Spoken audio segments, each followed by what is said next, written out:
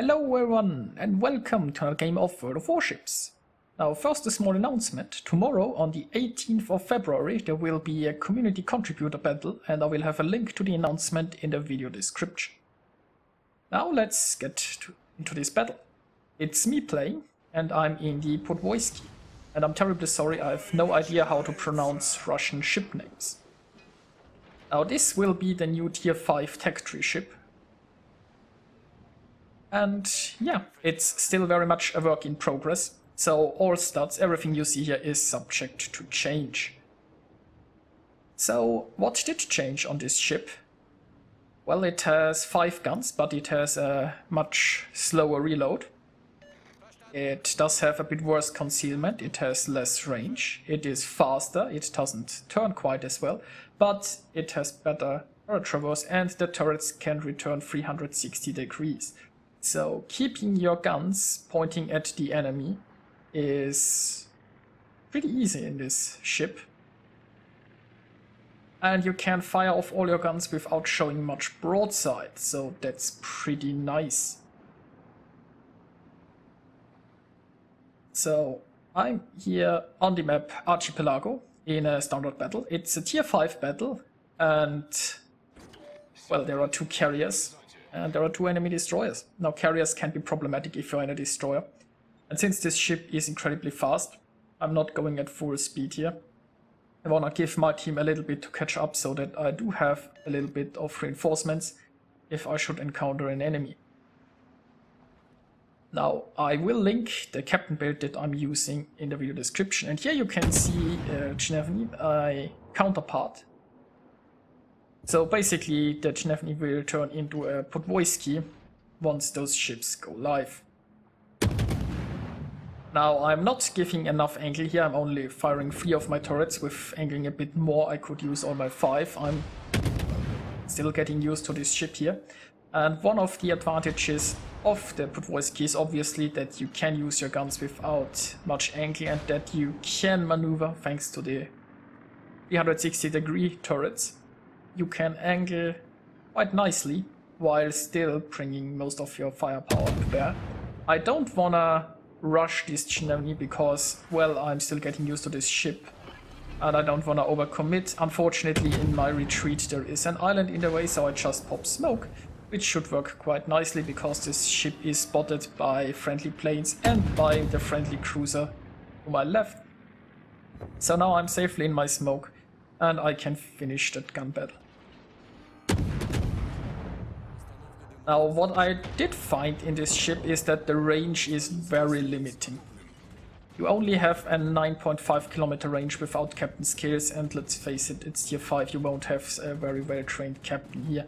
Now here I'm firing my torpedoes. I'm aware that there is a cruiser to the left of me, but the cruiser should see those torpedoes coming and the cruiser shouldn't wanna charge an Isokaze anyway. So if the Isokaze were to charge our cruiser, those torpedoes might just stop him. But this will most likely be decided with guns. Now there is no way the Isokaze wins a gunfight here. And he is probably just trying to go in for torpedoes, so let's hope that our ships can dodge it. I'm quite positive that I will be able to dodge the torpedoes. I'm not sure about the Svetlana. Let's hope so. And down goes the Isokaze. Now the range of this ship is quite workable, I think, in tier 5 battles, in tier 6, but it's really crippling, I think, in tier 7.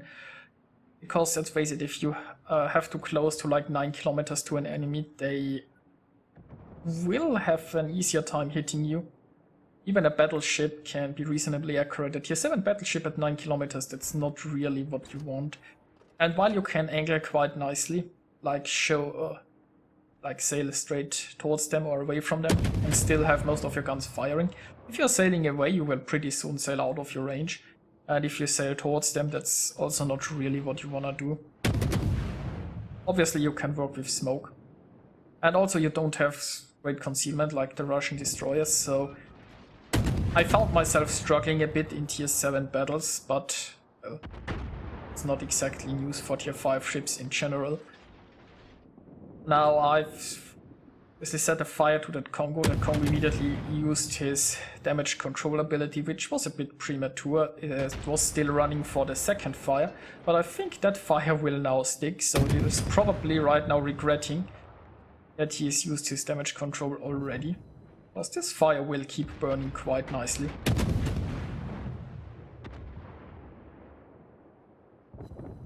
Now what also might be a very interesting skill choice on this ship would be that you see the number of ships that target you, because you're forced to engage in fairly close battles. That might be rather important here. What you don't need on this ship is the gun traverse skill. I'm not using it right now, and this pretty nicely because it frees up potentially 2 points. Now looking at this battle overall, hey, there is a Karlsruhe that's not moving, and it looks like he's going to be hit by torpedoes here. So assuming that poor Karlsruhe is crashed or something like that.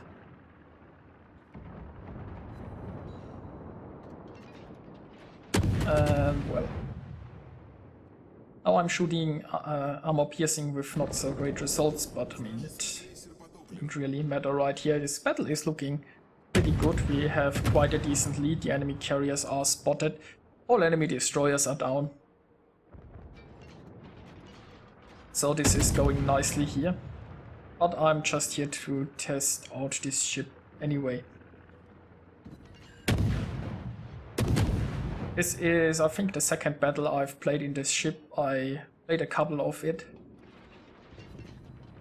since then, and well, as I said, I'm having trouble making this ship work in tier 7. It depends a bit on the opposition, but the range is quite limiting, and this is even with the captain's skills. In tier 5 or tier 6 battles, I think it performs quite nicely. I really love the 360 degrees the guns can turn. Now there are a lot of enemies all around here, but I'll now just sail into the cap and use my smoke.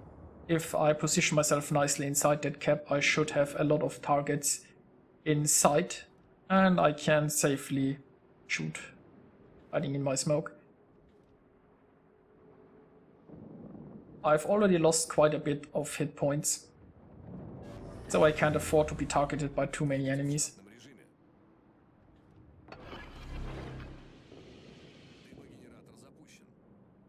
And let's see if we can start some more fires on that Congo. The fire chance is 8%. And there is another fire, and he immediately gets rid of the fire again. So his damage control is still running, and this fire is wasted, but I switch targets to that Kaiser. Might be an argument, you could make an argument for focusing the Kaiser anyway, because he is lower hit point wise. But I mean, he is also not angling that well. I'm assuming my battleships can get rid of that Kaiser pretty easily.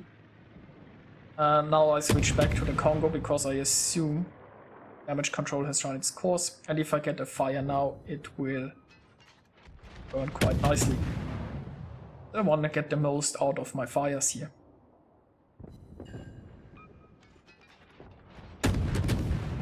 And you can see, yeah, the reload is quite long on this ship.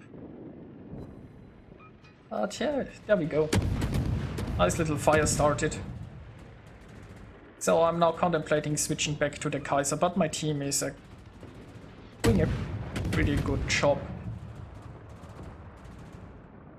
And yeah, I think it's not worth continuing to shoot the Kaiser, so maybe another fire on the Congo, or maybe even the carrier. My smoke will be gone soon, so I'm slowly starting to move again. And there is another fire. So my smoke disappeared.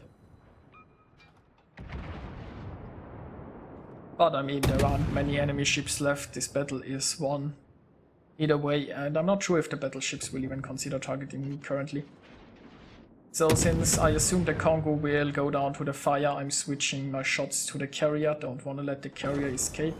And the carrier is undetected, but my shares were on the way. And that would have been a double strike if these ships could earn any achievements. These are testing ships, so no achievements.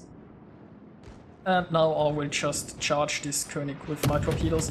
Since this ship is really fast, you can make suicide runs reasonably well. Now I'm only using one launcher here because, well, I assume this ship to try to dodge those. And I wanna have one launcher ready when I'm close, where I can make sure it hits.